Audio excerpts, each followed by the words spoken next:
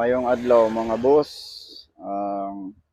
Usa ka mayo na usab nga opportunity no nga niata.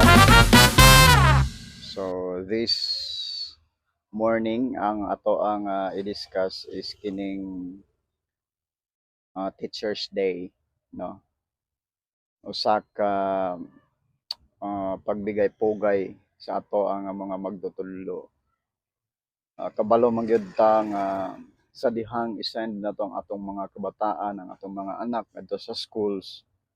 So sila nga mga magtutudlo mo'y nahimo nga ikaduha nga mga ginikanan sa atong nga mga anak.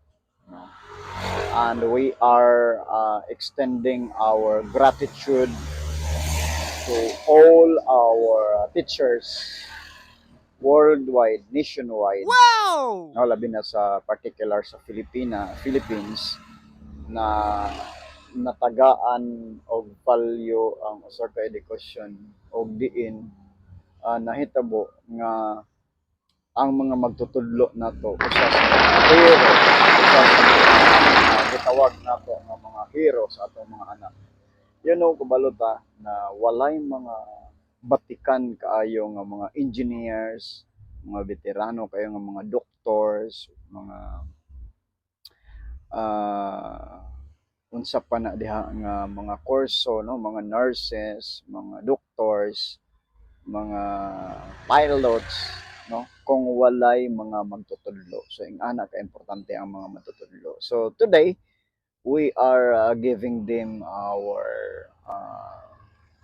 pagpasalamat no. Kaya nga kini nga adlaw gihimo ni nga usa sa mga adlaw para sa atong mga magtutudlo. And this time uban nga mga estudyante no, hatag ta og maayo nga mga gifts as a return ngadto sa atong mga teachers. Usahay mga tagtag mga flowers, chocolates, and then others nga mga things na diin ma-appreciate sad nato ang ilang mga effort, ang ilang mga kahago nga gihimo ngadto sa atong mga kabataan samtang naa sila sulod sa school campus.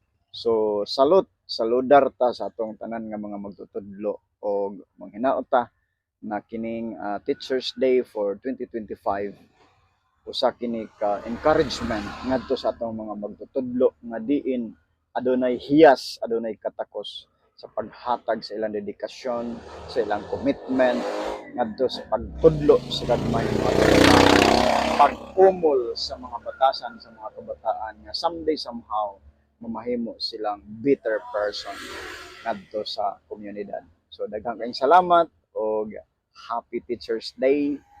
Hinaot mi, it is also our prayer no nang ato ang mga teachers makabaton sila kanunay og wisdom, heavenly wisdom, and then makabaton sila og protection, makabaton sila og good health kanunay sa ilahang pagmata og sayo sa kabuntagon, pag-uli og gabi na, and then ang Ginoo magapanalangin ngadto sa tanan na atong mga magtutudlo. Again, buhay ato mga